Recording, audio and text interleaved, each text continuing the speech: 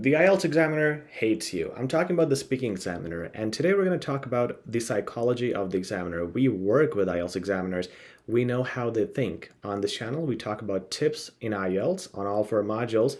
Today we're going to discuss a lot of psychological factors that influence the mark of your exam because let's face it, the person who is marking you is a human being.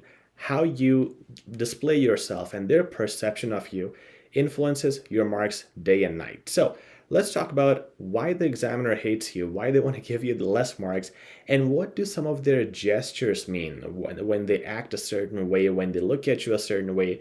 Is it a good sign or a bad sign? Let's talk about someone who is really advanced. So someone who is advanced and speaks really good English, has said all the right things, will be challenged by the examiner. Remember, these tests, especially the IELTS test, wants to find out your weaknesses, and they're trying to find reasons not to give you good marks. They're trying to be overly critical of your English, unlike anyone else you will meet in your day-to-day life. So they're trying their best to reduce your marks. Now, if you do a very good attempt, that's what you should do, right? That's what will give you more marks.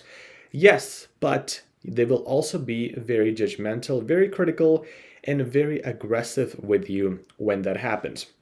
These are the experiences from real students, my students, who have told me this after their exams. Someone who is really advanced would mostly come to me and say, the examiner was rude to me.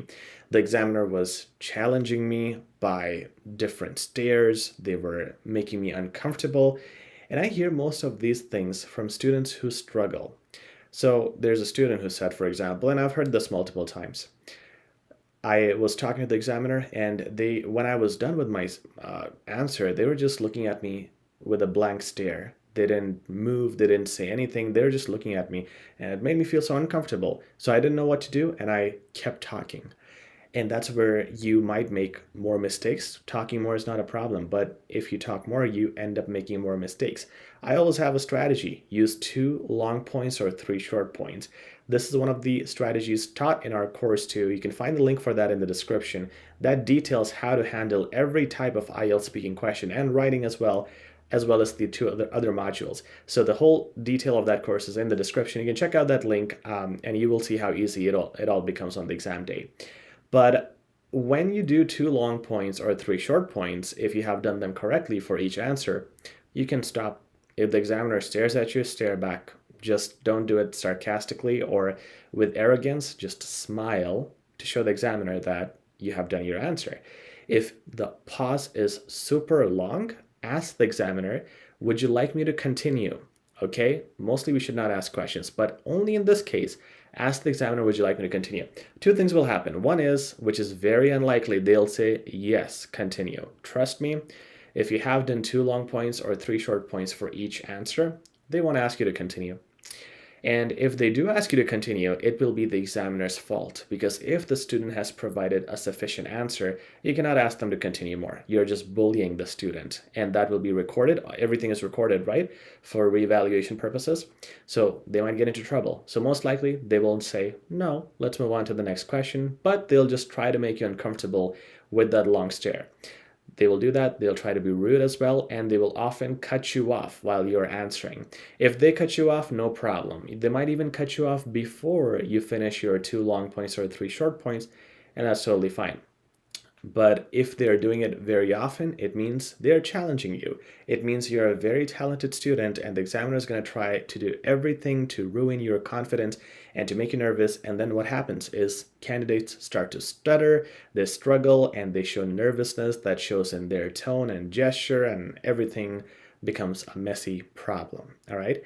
Now, if you're a weak candidate, the examiners are usually very nice to you because then they're trying to encourage you. They almost feel sorry for you and they're trying to make you comfortable. And then you might be faced with a situation where the examiner is super nice. Now, it doesn't always mean that you're a weak student. Maybe the examiner is actually a nice and decent person, which they rarely are. Mostly they just try to annoy the hell out of you. But if you're lucky, maybe you actually find a decent examiner that won't challenge you. All right. So these are the types of cases you might face, and you might think the examiner hates you, but they really hate you getting a good mark, and they'll do everything in their power to make sure you get a low mark. One thing that you can do to address a lot of this nervousness, shivers, and this problem of getting into the exam is prepare just before the speaking exam outside the room. When you're sitting with candidates, most candidates are just like you. They really want someone to ask them, hey, I know you have your exam, I have my exam. Do you want to just practice? Do you want to just do a warm-up activity? And then you guys talk in English, just practice with each other. That will give both you and the person you're talking to a great warm-up. And that's a good way to build confidence before you go into speaking. I also suggest people to not try to be overly sarcastic, okay? Again, you might be one of those arrogant people, or you might just be confident on the exam day and you might use sarcasm. That is also a deadly quality. Once again, we're talking about an examiner who's a human being. Sometimes they can give, it's really unprofessional, but sometimes you might get low marks because they just hate you, okay? And that has to be justified. For example, it's not just going to be like you have good English, they hate you, you get a six bands. No, it would be a case where you're stuck between 6 to 6.5. The examiner doesn't know what to do. Your marks are fairly good, but it's also at the border, but you annoyed the examiner. They have a negative overall impression of you. They'll give you the lower mark. Again, we're talking about a human being, and that's why avoid sarcasm, avoid patronizing words, and avoid culturally sensitive topics that might affect the examiner. Okay, also try not to ask questions. It's just that they won't even answer it. They will either just stay silent when you ask, or they won't answer, or they'll just tell you, I cannot answer any questions. For example, it might again be seen as you trying to be overly confident, or you might just come across as annoying if you try to involve the examiner in the discussion. You answer a question and you say, what do you think? Or you ask the examiner, right? You must agree, right?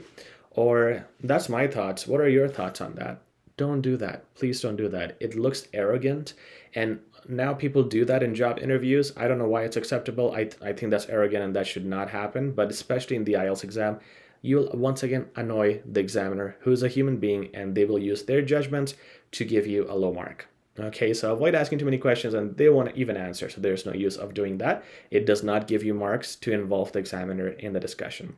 First and last impressions are very important. So again, you want to win the mind and heart of the examiner.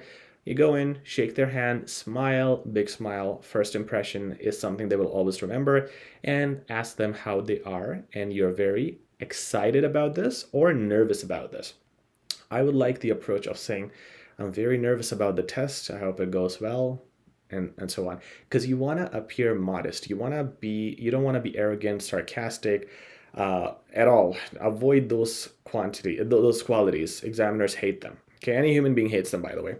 So try to be modest and humble, and it's better to under-promise and over-deliver. Show the examiner that, I'm a little nervous, but then when you start speaking, you speak brilliantly. All right, but the first impression will be what they remember. If you tell them that you're nervous, you're also very glad to meet them, they'll be nice to you. They'll feel like you need help, and they'll start with a positive approach.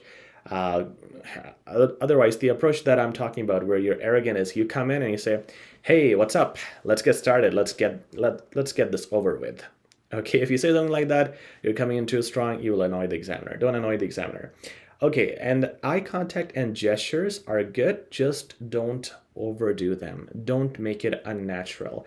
Some people in job interviews as well, they just look at you for way too long. It's creepy, okay?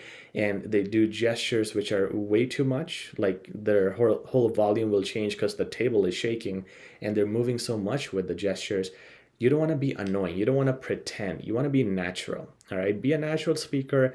Assume you're talking to a friend. And that's how you win over the examiner, by just being yourself.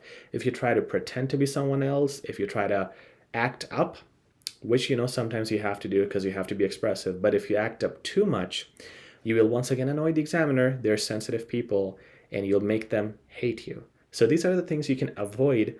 You can do to avoid the examiner hating you and giving you good marks. Once again, if you want a lot more detail, a lot more techniques, and speaking answers with proper samples, check out our course in the description. For now, please like, share, and subscribe. We'll talk very soon.